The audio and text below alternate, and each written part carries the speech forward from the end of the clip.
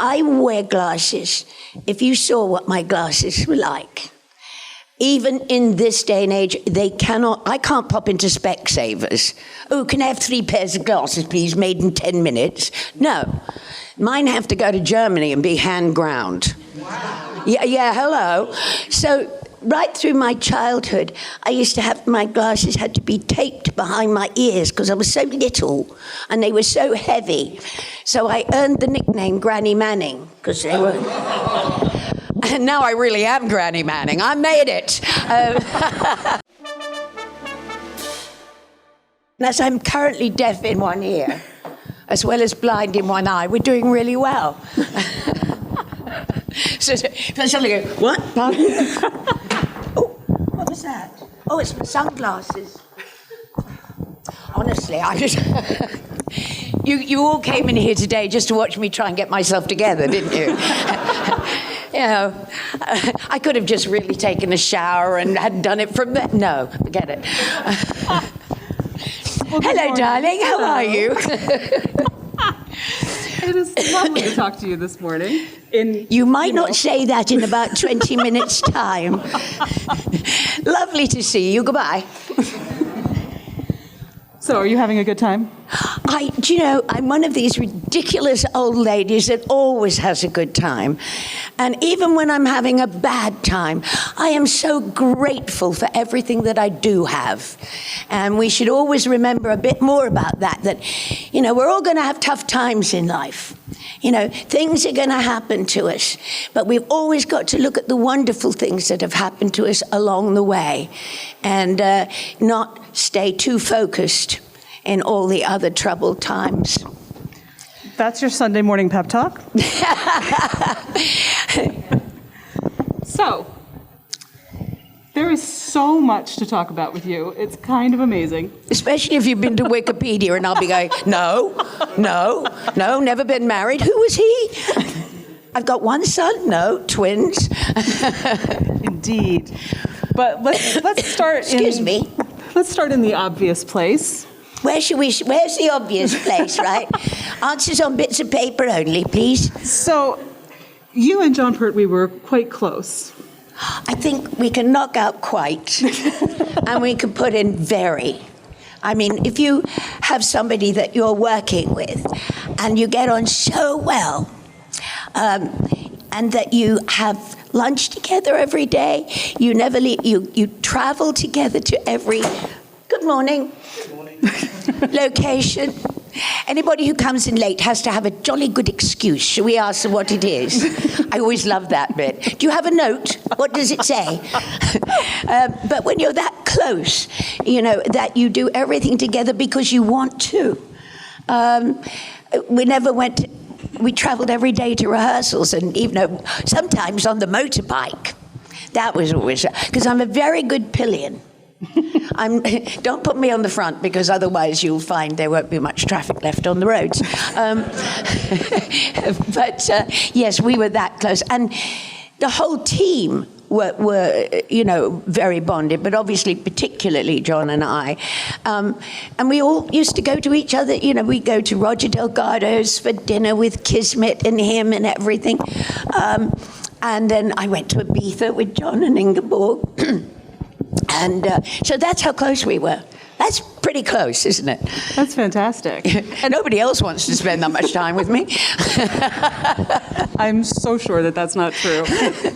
But I am curious from your perspective how your off-screen relationship was reflected in the on-screen relationship and maybe vice versa.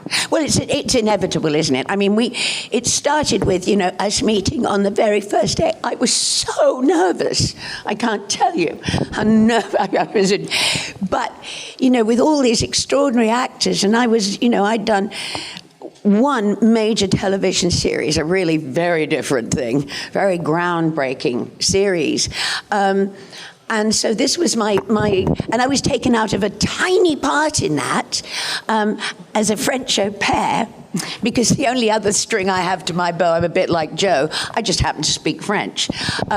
So I got that part, and within a week of rehearsals, I was taken out and given the Juve lead, and then they liked the writer John Brain, who was a very extraordinary grammar, wrote another episode and decided to keep my character in it. So that's why I was very late. Phil, I'll get into that if you ever ask it about the auditions, which I didn't audition for Doctor Who. So when John and I met, it just, that sort of magical thing that happens when you meet some people and you just kind of go, bing, and you start to laugh and you realize you've got the same sense of humor and everything.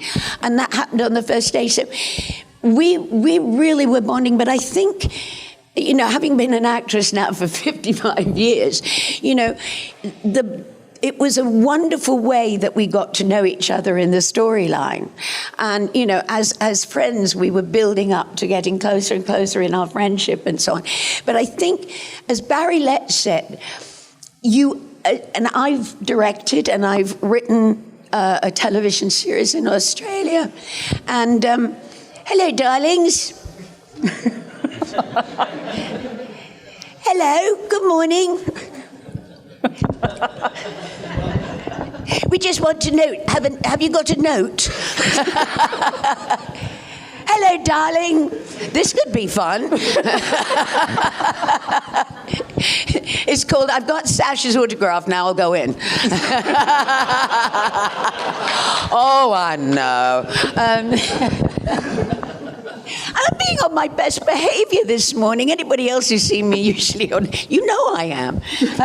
Anyway, so I think what you say when you're casting something, you can go with the wonderful actors, but subliminally, when you're watching something where there's a relationship between people, you know when you feel it to be true. You know when you feel it to be right.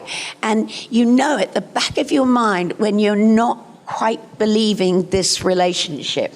And as an actor, you have to remember, you have to go play a role where you go meet the actor and you say, how do you do? And you're supposed to be married for 10 years.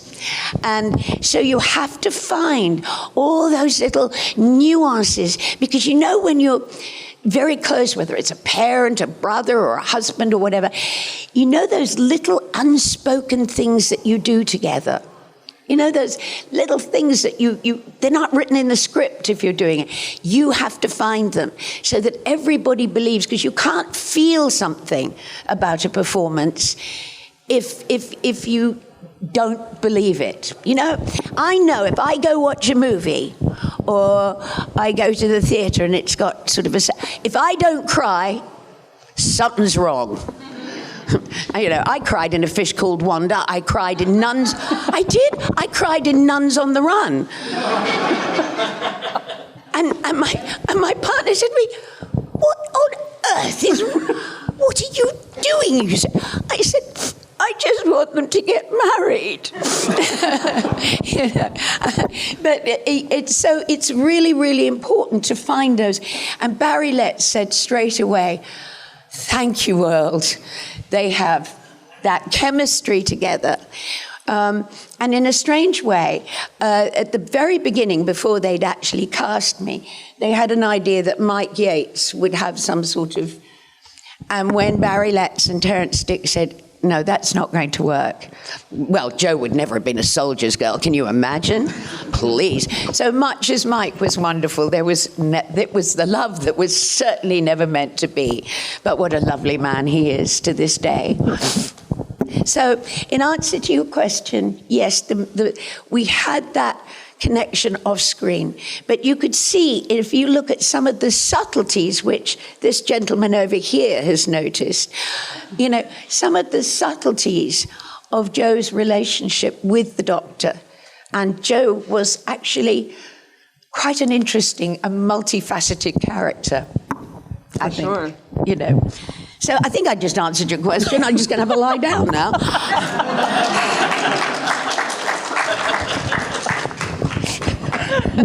Oh, your dress is awfully comfortable.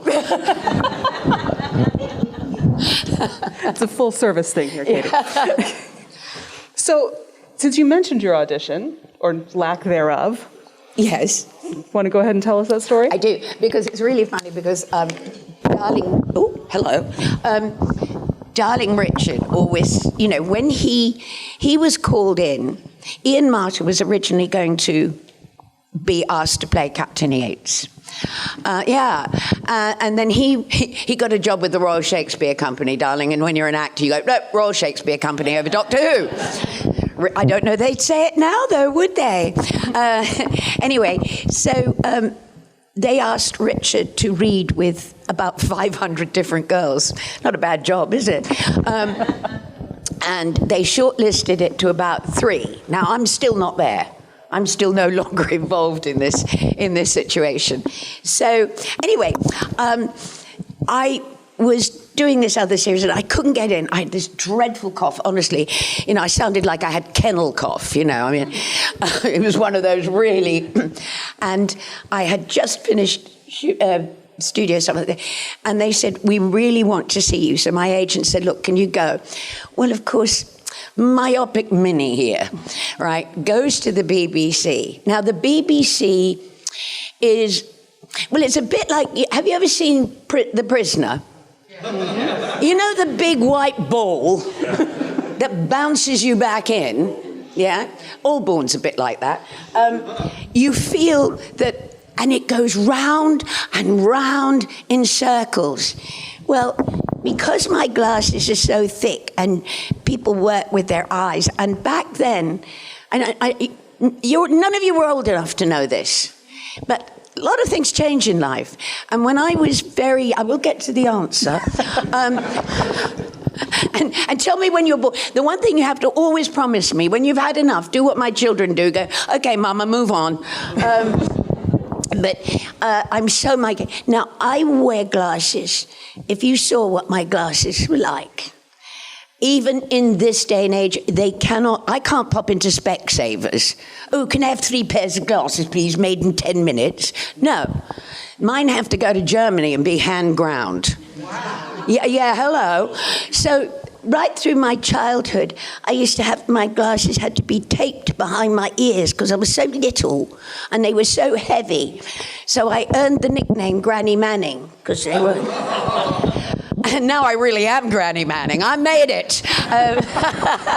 Thank you.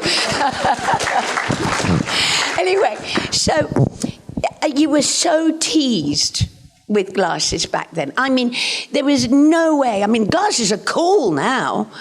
Truly cool. But not when I was young. You know, I mean, my friends, who we might get round to or not, as the case may be, we were rejected by all for different reasons, but mine was the thick glasses. I remember we played Postman's Knock once, and my friend, Shana Fibbin, I'm there, and no boys would go outside and kiss me because of my funny glasses. Yeah. So I know how to battle that, just make people laugh, lovey, you know. But that was what it was like. I was called, you know, Four Eyes, Bottle Tops, you know, everything. So, you know, me and boys never happened. Till later. Then I really went to town. Anyway,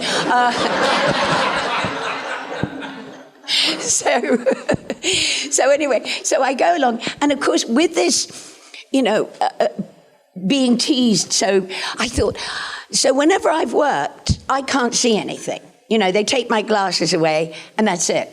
But then I see everything in my head. And we'll get round to how I compensate later, if we get that. Anyway, so I take my glasses off.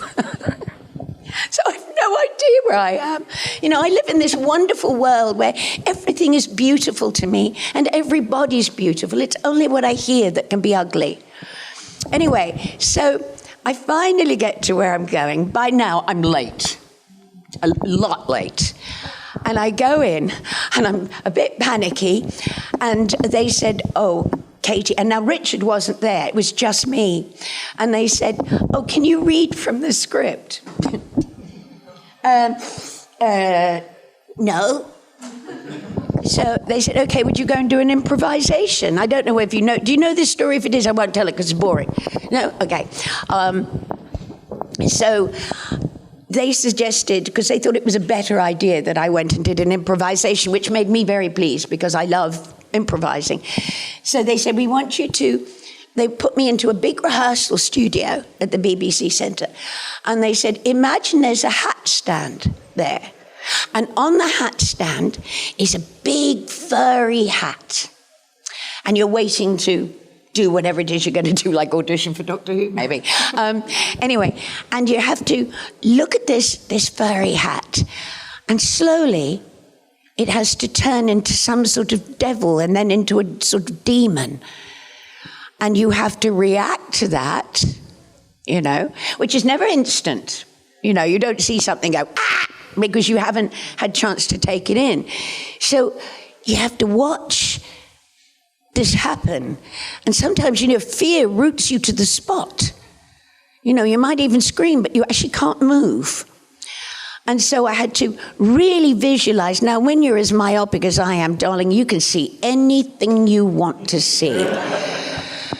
And I saw the biggest demon devil in the entire universe on this, or multiverse, on this hat stand.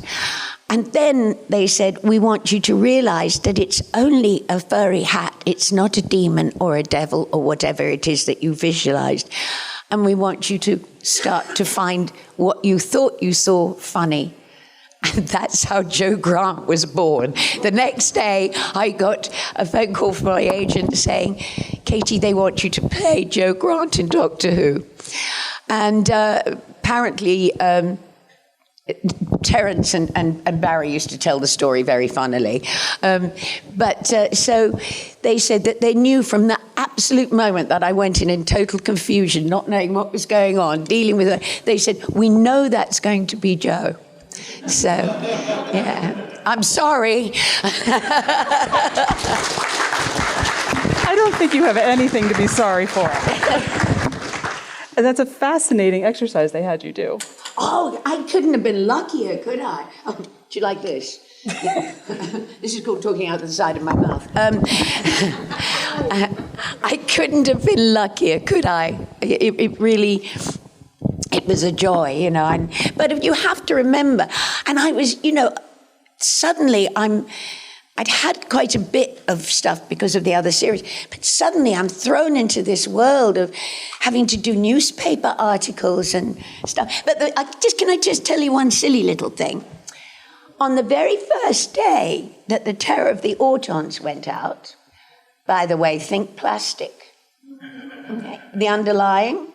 Anyway, the very day, we were all very concerned then, or at least small groups of us that were called mad hippies. And we used to have the radio and TV Times, which you're all too young and wouldn't know anything about. Probably, and because when I was born, all you had was radio.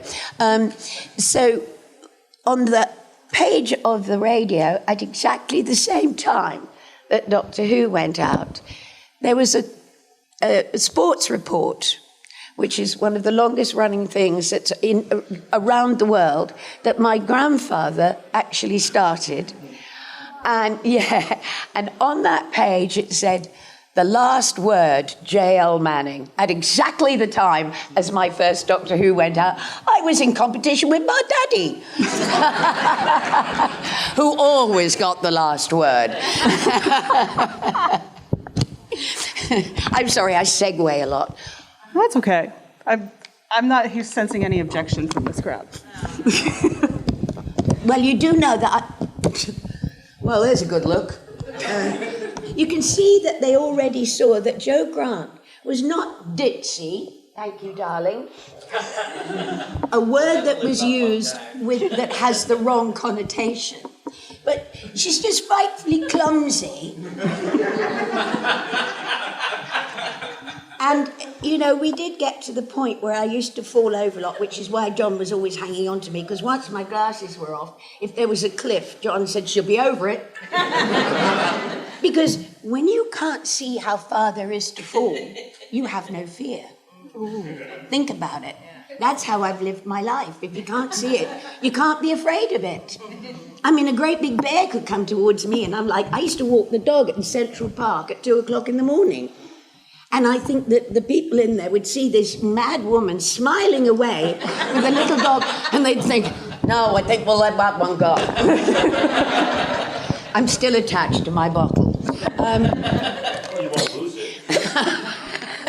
True point. But, you know, so what they did was every time I fell over, in the end it got to the point where, you know, the cat would say, oh, we just go again. And the director would say, nah, she'll get up. No, but it's true. Think about it.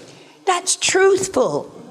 You know, all this, if everything's perfect, do you honestly believe that you're on another planet with a different terrain and you never trip over? Give me a break. You know, we want that kind of truth. And you know, and I thought the clumsiness that I personally have was another addition to it that really paid off and just gave it that quirkiness. I'm still attached to my bottle. I just don't want to make a sweeping gesture and the lid comes off and I spray you all with this strange red liquid that I've... There we go. Right, back to normal. Where were we? Well, I am actually curious to know how you've compensated without your glasses on all this time. Because when you're born that way, I didn't know, and my parents, because you know, having been a mother now with 20, when children are little, you know, they do everything very close. And, you know, you know how a kid, when he's drawing, you can see the tongue goes and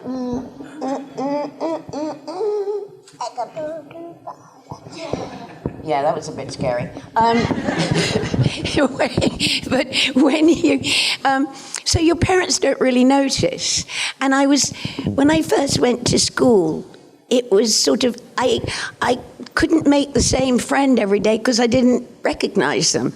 So I was just friendly with everybody or anything that came near me. And, you know, then they thought I was a bit weird because I wouldn't copy things off the blackboard. I was too busy in my own little head. I had an imagination. I thought I had long, furry ears that reached to the sky. And, I was a strange child. And also because the compensation that you're talking about is my hearing is my friend. I have a great sense of smell, big nostrils, and my hearing is very much my friend. So I was that child, this is going to sound a bit weird, but I was that child who would sit in the bath making all sorts of strange noises. And, you know, my parents are thinking, what have we got? You know, I had an older sister who was, you know, everything. Head girl, played hockey, tennis, you know, a top model in New York with Eileen Ford, 5'11". So this strange little thing with the thick glasses sitting in the bar. Do you know, by 6 I could do Popeye. Now, you imagine being the parent of a child and you go outside the bathroom door and you hear, I'm Popeye the Sailor Man.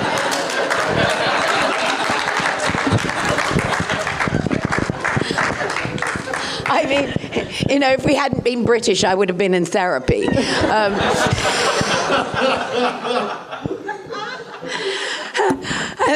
And then I learned that I could do what Jon Pertwee always, because he was so, that was another thing, you know, the voices that we did together. We used to see the names of villages and we'd make up all these incredible characters that went with it. And then finally, because of my famous chicken noises, which I learned to do at school and nobody knew it was me because I can do it smiling or straight-faced. I mean, I just sat there doing it and, you know, I'll try and do it on the microphone for you. But finally, I think in one episode, there were some chickens and John said, at last! So I talked chicken. So wait a minute.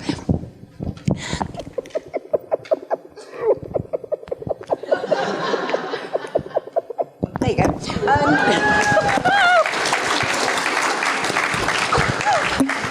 So I still, to this day, much to my children, but my granddaughter's pleasure, as you know, I multi-voice, don't you? You know, I don't read when I do 50 voices, or in my own play, 26 voices, or when I did a play on stage, I did 9 characters. I mean, I interrupt myself in different voices, which shows I am completely insane.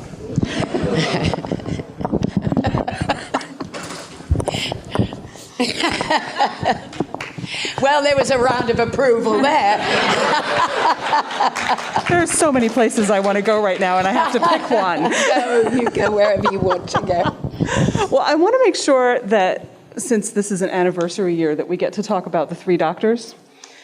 And what that was like for you being in the current cast when Pat Troughton and William Hartnell came back. Was it like strange, or was it really exciting, or how did that? I think you have to remember that what you're all watching now, the new Who, and yes, indeed, the old Who, but you have to remember back then, it wasn't even known in America, this show.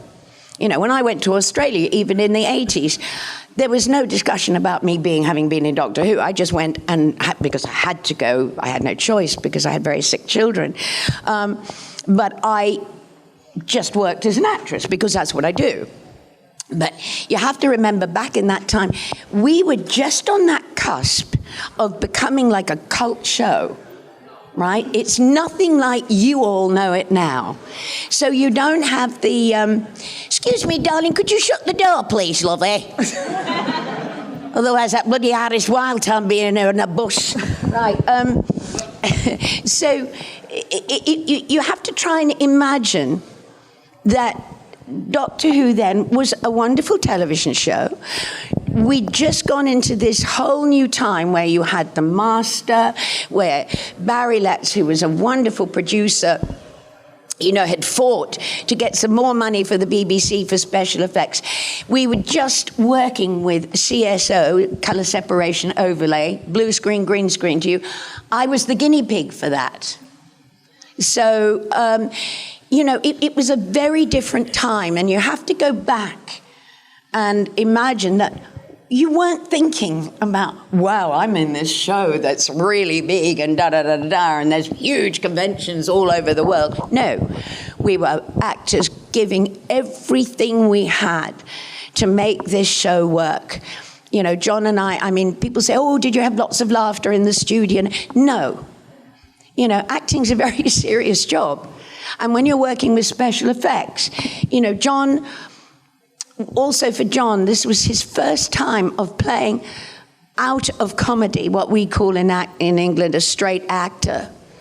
So he was absolutely determined, and this is the wonderful thing about the show, that everybody that goes into it has that 150% commitment.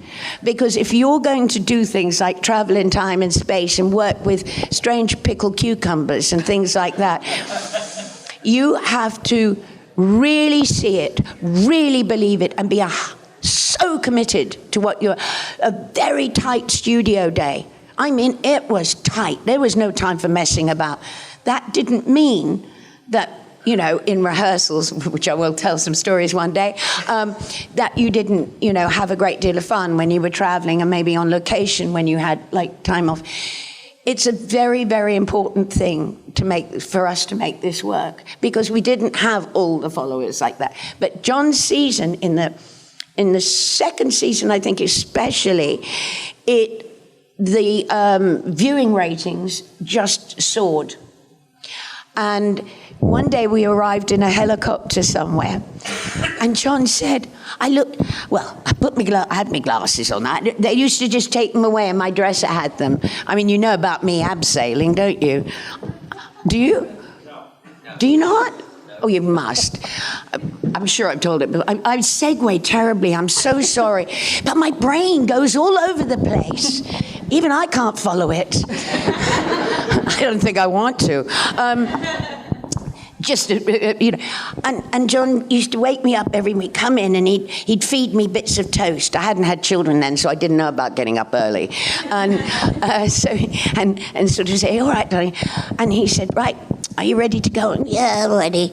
And because we worked in the winter when it was freezing cold, I mean, sometimes I was wearing boots and my feet would get frozen to the ground. They'd have to get hot kettles of water to unfreeze my feet. Otherwise, it's run, Joe. I can't. So anyway, so John said, right, off we. So I was totally not focused on what we were doing, chatting with. And suddenly we're standing at the top of this big hill. Glasses on. What? John, I thought we were abseiling. He said, yes. And I said, well, where's the water? Abseiling? I thought it was on a boat. Sailing boat? He said, no, it's bouncing down the side of a mountain, which I proceeded to do. There was a lot less worry then about us having, we used to do most of our own stunts. First day I was taught to tuck roll out of a moving car. Because if anything went wrong, they'd just get somebody else. It was science fiction. We were a lot more, actors have always been like, no, they're not doing it, get another one, Anyway, so where were we? We were somewhere.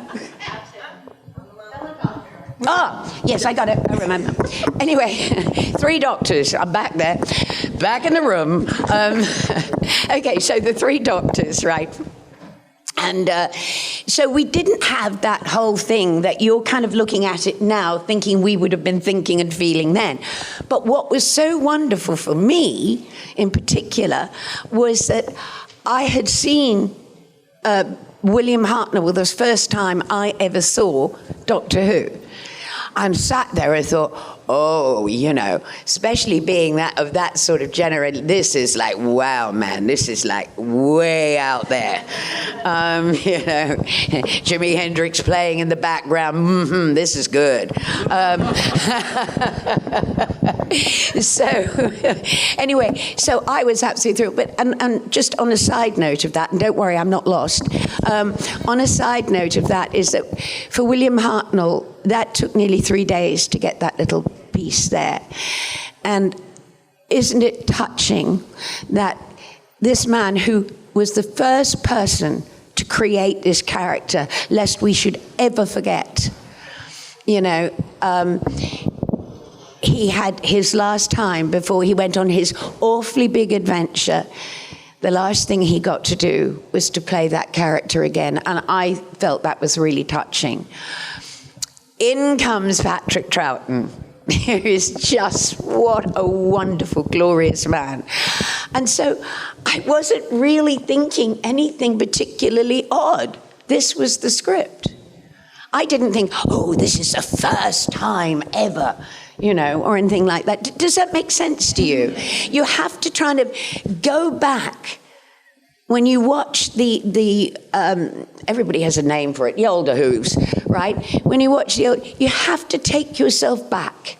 You can't look at it from the point of view of watching Doctor Who now, okay? Yes, I mean, I was in the papers, I was in every magazine, we go through, but we didn't have all the social media that you have now. We didn't have anything like that. It was a very different time. And to watch Doctor Who of that era, you have to try and learn about that time and go back and watch it, and you'll find it very different. And you'll find the characters that you watch very different. You'll start to understand a lot more. I mean, Jo was a very strong female, if you stop and think about a lot of the things that she did, And I was in a very lucky position because I was in that very short period of time from possibly the very end of the 80s to about 73, 74, shall we say, where women suddenly found a tremendous power that they, I was at the BBC, I was involved in everything. I was never treated any differently to anybody else, So times once again. And I was proud of that because I was brought up with my father campaigning for women to be able to go back to work and to have creches and factories and things like that. So I'd grown up. I just thought women were naturally powerful. Nobody ever told me they weren't,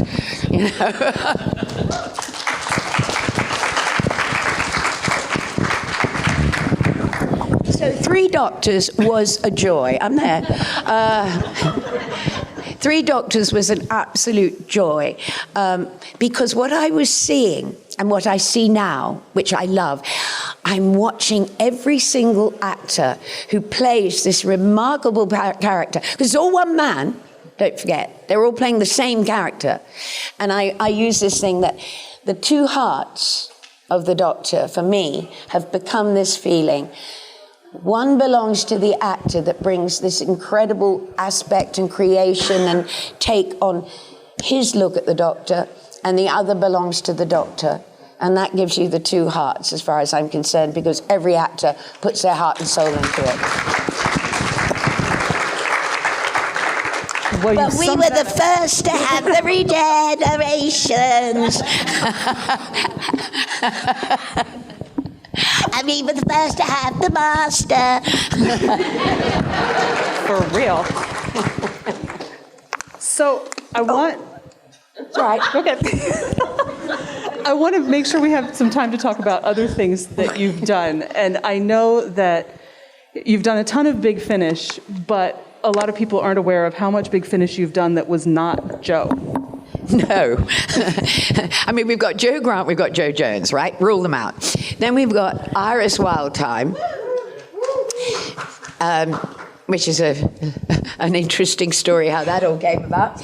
And then I've been in Dracula, I played the nun and the bar lady, right?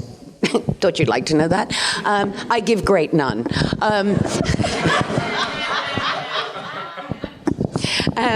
And then I was in Dorian Gray. I played Dorian's sister. I've also played, what's that thing I played? The Ice Warrior Queen. Yes, I know. I get about, you know. I've done, and then I did the very first drama outside of all the Doctor Who stuff was the play that I wrote when I was living in America called Not a Well Woman. And that's why I played 26 characters.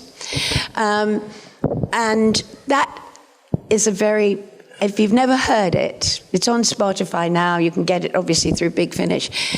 But it's something I'm extremely proud of. It is a grown-up fairy story. But I used a lot of, it's got a lot to do with seeing the world through the kind of eyes that I see it through.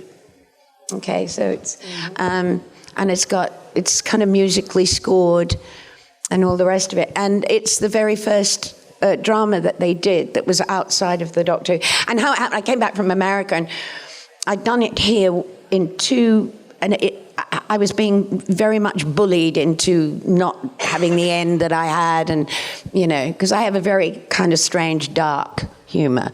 I put it in a cupboard, and then I thought, this is unfinished business, and this was my original one, and I write everything by hand.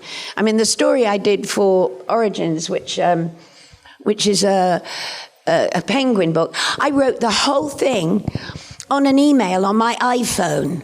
Now, I don't think a big publishing company's ever had a story from a writer that was written on an email on an iPhone. And that's because of my sight. You see, I have to do it this way. Anyway, so I'd written my whole play by hand, and then, you know, they put it into print, but I found the actual handwritten one. And so somebody printed it out, and I called Nick Briggs and David Richardson, and I said, listen, come over, have a cup of tea and a slice of cake. I'm going to read you this thing, and if you like it, let's do it, and if you don't, let's not bother. And I said, and then you can just go away, and at least you've had a cup of tea and a slice of cake. So I read it, then I dropped it on the floor, and all the pages were everywhere. And I said, I can't put it together because I don't do numbers. But I've written a play, darling. As long as you've got the first page and the last page, you can read in whatever order you want. So, and they didn't even, they said, when it's lying on the floor, and they said, no, we want to do that. And I did it. So that was, I'm very proud of it. And so Big Finish has been, you know, I've done lots of the stories. I've just done 3 books by Paul Mars, who said they were the most insane books he's ever written. Really, Paul? And that's the one with 50 voices and depressed vending machines and wardrobes that eat you, and I can't begin to tell you what voices I did in there. I would come out, and I would literally, I didn't know who I was when I came out, you know. I had 50 characters in my head, and, you know, and there you are going to go on to get on a tube or something like that, you know, and suddenly I turned into the depressed vending machine. Excuse me, can I have a ticket? And then you think, no, wrong one. Oh, can I have a ticket? No, wrong one. No, wrong one. I'm surprised that I'm still allowed to walk free. And so are my children.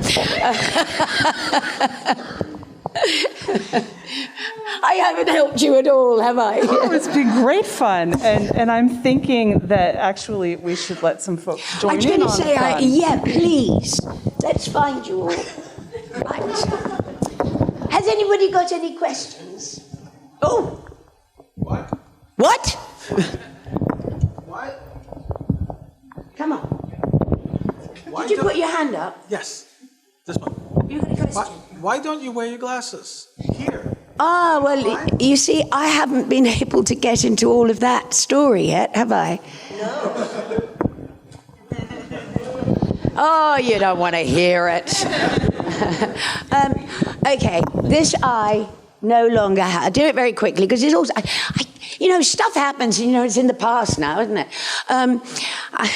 I have glasses. They can't, I have, in this eye now, I had a thing called acanthamoeba. And it's a little alien that gets in your eye, and it goes, yum, yum, what a delicious cornea. Ooh, I'm going to have that. Oh, yes. And so it goes in, and it eats your cornea. Well, you need it. So, you know, I asked it nicely, but it is the most painful, excruciating, awful thing. However, boom, gone. It was a lot of it on Twitter, because I was, for a long time, unable to even do Twitter, and all the pictures, you know, the big patch on the eye. So that eye now, they've tried, it went so far that the little hole, they've tried putting a laser to flatten where it was eaten, but it won't work. So I thought, I'm so used to not seeing, it doesn't matter to me. So that's gone. But what they could do, in the other eye, they've given me 3/4 sight. So I now have 3/4 sight. But that doesn't mean that even at my daughter's pre-wedding, I went up and there were all these girls, and I was touring, and she was getting married, and I'm trying to do the bridesmaids' dresses, and and I went in and I said, and there were all these girls, you see, and I said, oh, hello, darling, hello, sweetie, you know, and then I said, oh, hello, who are you? And she said, I'm your daughter. You know, and so I'm still living that life, you know, where I watered a palm tree once here, and not here in LA. I'm not in LA, am I? Am I in LA? If I am, let me go. And I tell you, it's true. Clint Eastwood's wife or girlfriend was doing a play reading there, and I'm watering what I thought, why don't people water things that grow in the street? Why is everybody so selfish and you only water things that grow in their home? So I got my bottle of water, and Clint Eastwood came up behind me and said, I don't think telegraph poles grow with water.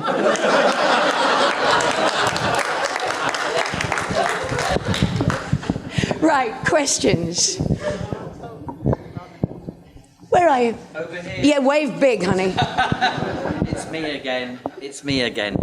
So this is just a memory relating to your eyesight. I first met you in Springfield, Massachusetts, probably about like 15 years ago at a convention. And I'd got my photo op booked with you and everything. And then you showed up and you were wearing an eye patch, and you said that something had gone wrong with your contact lens. So I've got my first ever photo op with you, and you're sporting this lovely eye patch. So, so I just wanted to recount that. It's a great picture. Oh, yeah. I mean, I can go on. I could do an hour on the stories, including when a prawn went up my nose. Don't even ask. I might tell it if we have time. Darling. Come on, baby. You can do it. All right. Gimpy and can't see. Online, a lot of the people that I talk to are disabled because I'm sort of. And I mentioned the fact that you can't see because a lot of the younger fans don't know this. I can't see either. And I said, well, the doctor's hanging out with all these humans that don't have the abilities that he has. So if Joe can't see, that's just one more human trait. Even if Joe's completely blind, he wouldn't care. So, and I said that would be very empowering to have a disabled character on Doctor Who.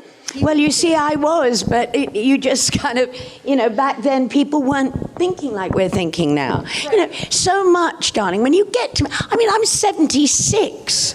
And, don't applaud. I'm 76, and, I've been around a long time, and, as I say, I have watched the changes, but I was very fortunate to have been a child that was brought up with a lot of the things that are now changes. I was already growing up with an extraordinary parents and so on. Right, any more questions? But good point, Don. And you also do know that I've got bits of metal everywhere, don't you? Did you know that?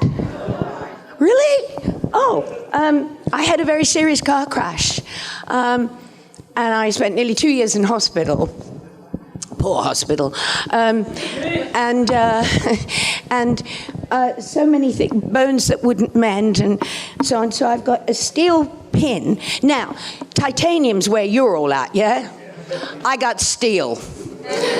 And, Antiques Roadshow, when I go, is going to welcome this, I'll tell you.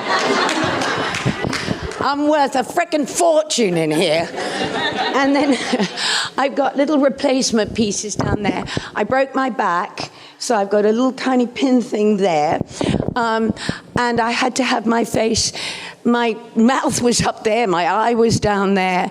I had to spend a long time being reconstructed and so on. And it just shows to you, stuff happens. And, they said I wouldn't walk. Well, darling, I love shoes.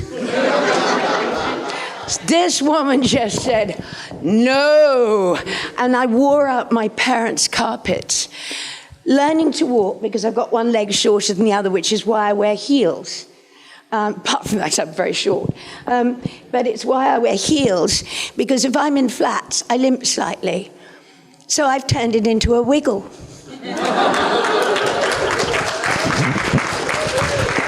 There's always a way. Always a way. As long as you don't get stuck in what's wrong, get stuck in, how am I gonna fix it? What am I gonna do? Katy, there's a young man right over there. Where are you, darling? Come to Mama. Right, what do you want? Hi. Hello. Hi. So, I was just wondering. This poor child is ruined for life now. Oh, what was your experience working with Matt Smith and Elizabeth Sladen on Death of the Doctor? Oh, it was wonderful. Yeah, sorry, am I just...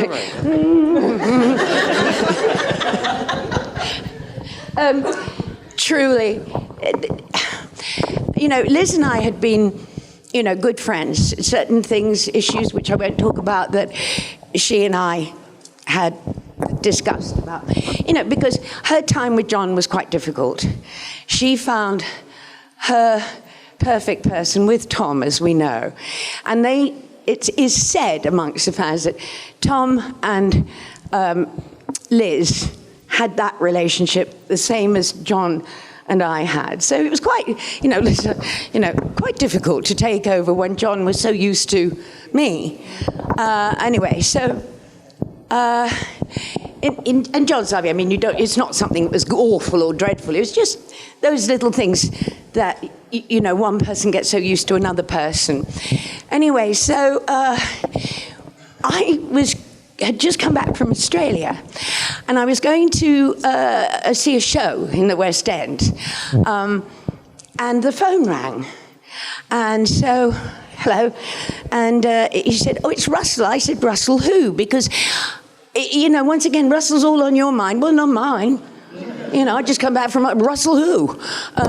So he said, although obviously I'd loved the show, but I wasn't thinking Russell Davies is going to call me. Even though we were his era, I wouldn't have crossed my mind. So he said, "Katy, is Russell Davies?" I went, "Oh, hi, Russell. What's up? What's new? How are the ratings?" Anyway, so he said, "Oh, what are you doing?" I said, "I'm trying to find this theatre." He's in LA, and he's Googling the theatre I'm looking for. Now, I thought, I don't think he called knowing that I couldn't find the theatre. So, and he said, "Oh, well, I just went," he said, "You're back in London," and I said, "Yes." He said, "Oh, good. That will save us a fare." At which point, I found the theatre, we said goodbye. So, this is honestly true. Things happen in my life. Honestly, I don't have to make them up. So I was sitting, and I was with the dogs, Bin Bag and Oscar, and it was a Sunday, and the phone rings, and it's Gary Russell. And he said, "You mustn't tell anyone." So I looked at Bin Bag, I looked at Oscar. I said, "What?" And they both went, "Woof, woof, woof, woof." So, anyway, and that was basically the conversation. So and then the next thing I get a call from Gary again. He said, "Oh, by the way, ask your agent." Oh, I'm so confused. I don't know. Anyway, so on the Monday, I called my agent, and I said, "Something's going on, and I'm being told not to say anything. What is it?" And he said, "I can't tell you." Now, secrecy is one thing, but not telling the person who's going to be doing it. Anyway, as it turned out, yes, they wanted me to, and I thought, what on earth do they want this whole back in it for? So and I said to Liz, it's different for you. I've been you've sort of stayed with it. I've left countries, and and you're so wonderful, and you've been so dedicated to being Sarah Jane. And I said, I'm really scared because all these kiddies are going to look and they're going to say, "Who's the old granny? What's she doing running around?" And when I read the backstory, I thought it was the most perfectly beautiful, and it's taken Joe, who you've watched grow up from that very tiny, wonderful, clumsy, naive, but determined, absolutely bright young lady, brave, offering her life for the doctors, etc., right through to the next stage with 7 children, 13 grandchildren that she's dropped at the bottom of mountains, and named them after the nearest town. Oh, where are we? Santiago, that'll do. And they've taken this troop of children around the trying to save this planet. Lovely, lovely story. Chaining herself to Robert Mugabe and all that kind of thing. We're watching it. Well, you are. Anyway, so what a lovely and perfect backstory. And her and Cliff still together, because Jo would be as faithful to her husband as she was to her doctor. And, I loved the backstory so much. And, so then I had to work out how to really play Jo, that you still saw this slightly wacky, clumsy, but very brave and determined woman. Everything she'd learnt from the doctor, she was now trying to put in place on this planet. And then, so it was just beautiful. And then working with Liz, it was such a joy, especially when we fell into the coffin together. because I've told this many times, we didn't land the way you saw it. It has a very different look. Anyway, so then Matt Smith was the most wonderful, charming, delightful, caring young man who just said to me, you play this, I'll go with any way you want me to. And I think he's an absolute, I said, if I was your mum, I'd be so proud of you, and John Pertwee would be so proud of everything you've done. I know, I got the end.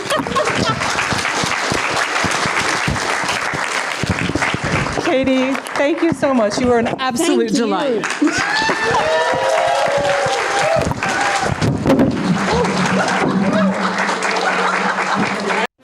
Hi, this is Maisie Richardson-Sellers, and you are watching Fandom Spotlight. Be a legend and hit that like button, and most importantly, have fun and follow your fandom.